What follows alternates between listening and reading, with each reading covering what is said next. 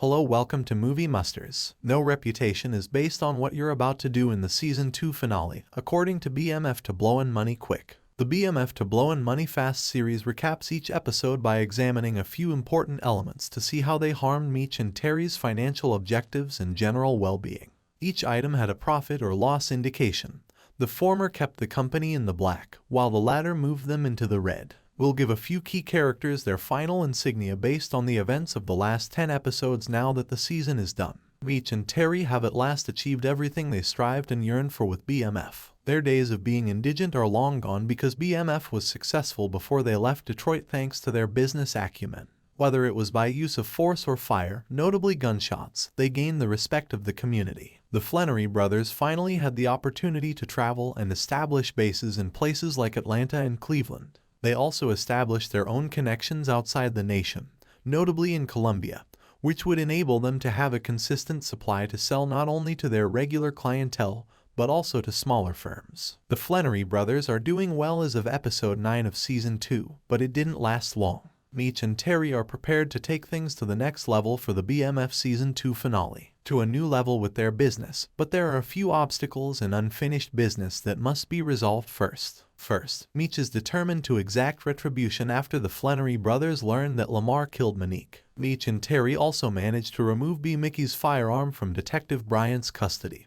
But when the detective's son Kevin obtains it, things end out badly for both parties. Nonetheless, Meech makes the decision to relocate to Atlanta in order to carry on growing the BMF empire as the episode comes to a close. Terry will continue to lead the operation in Detroit as a result. Meanwhile, despite Charles' efforts to make amends, Lucille distances herself from him and becomes irate. Lamar's time at BMF may be coming to an end, while Terry finds himself in some difficulty with the women in his life. Meech profits. Meech should be given the majority of the credit for the success of the group based on the circumstances presented in season 2 of the show, considering where BMF started and where they concluded. To form BMF, he brought together the 12 Street Boys and the former 50 Boys. The group's main connection, K9, was persuaded to collaborate with them and supply them with goods by him. As things became tough in Detroit, he ventured to Atlanta and made sure to bring back fresh cocaine. Meech helped the organization establish a strong connection with the cartel in Colombia. Thus, they became the dominant force in Detroit and gained the means to grow. The BMF Season 2 finale neatly wraps up some loose ends by putting Detective Bryant on trial for the murders of Jay Mo and Kato that were committed with the gun that Bryant had been holding over B Mickie's head. Lamar is also finally taken care of by Meech, though not in the way we anticipated. Meech leaves Detroit knowing that he has fulfilled all of his goals as a hustler and businessman as he rides off into the sunset to take on Atlanta and make BMF a name to remember there. The grind continues nonetheless. Charles Luss. Talk about a season with few contributions. Charles has only served to stress out his family, and by family I mean each and every one of them. In season 1, his actions were more understandable because he merely wanted his kids, Meech and Terry, to avoid danger by staying off the streets. Charles, though, was nothing more than a bother this season, which again made everyone anxious. By refusing to consider Terry's brilliant business suggestions for the Flenory car ride service, he was a lousy business partner to Terry. In fact, Terry eventually came to the conclusion that living on the streets and earning money were preferable to having such a strong relationship with his father. Not content with that, Charles also had an extramarital affair with Mabel, a member of their church. In light of this, Lucille is thinking of getting a divorce, regardless of her choice. She now has no desire to interact with him. Michole also views her father from an entirely different angle, which causes her to question whether love can ever be beneficial. Charles' only helpful deeds this season were his financial assistance to Meech and Terry before their escape to Georgia and his provision of grilled food for Meech's farewell party. It's not a really long list, though I could be forgetting a few things. Terry's development during the second season of BMF was somewhat slow during the journey. He began as a man who was absolutely dedicated to upholding the law by taking advantage of his father's Flenory car ride service. He was back in his position as the brains of BMF, though, by the end of season 2, his influence on the group became apparent right away.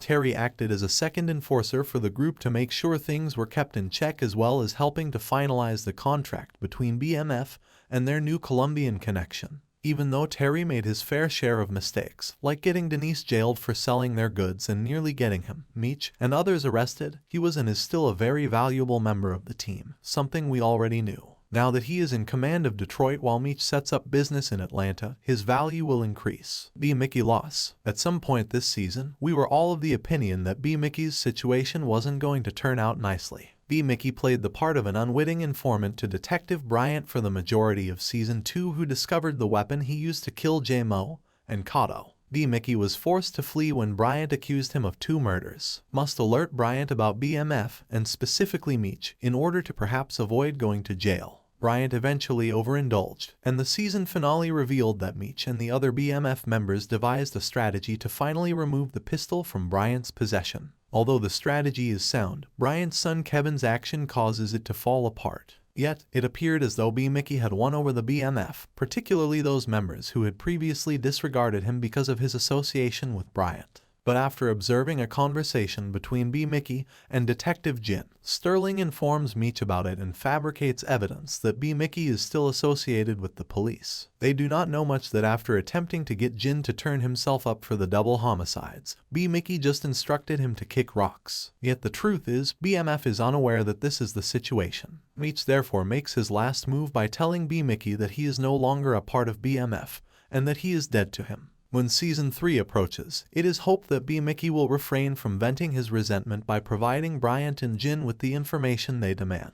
Lamar. Prophet. Lamar is finally a thing of the past, or at least we hope he is. Meech and Terry looked high and low throughout the entire season for opportunities and means to eliminate Lamar, but they were unable to succeed in their quest. On the other hand, Lamar appeared to find it simple torment and cause mayhem for the Flenory brothers. Meech was shot by Lamar, who then almost killed him in an ambush at the hospital. Before the boys fled to Atlanta, he nearly assaulted them again. He also paid Lucille a startling and unexpected visit while Meech and Terry were away. But Meech reached his breaking point when he killed Monique. He eventually finds Lamar, but instead of killing him instantly with a gun, he makes him smoke a crack rock that is considerably more dangerous and addicting than anything Lamar has ever encountered. When the second season comes to an end, Lamar is seen under a city bridge looking for more of the substance while high. It's possible that doing this was necessary to render Lamar uninhabitable as a threat. I'm not sure this is the answer, though, given that a gunshot at the end of Season 1 failed to achieve this. To find out if that's the case, we'll just have to wait till Season 3. Please don't forget to like, share, comment, and subscribe for more videos. Thanks for watching.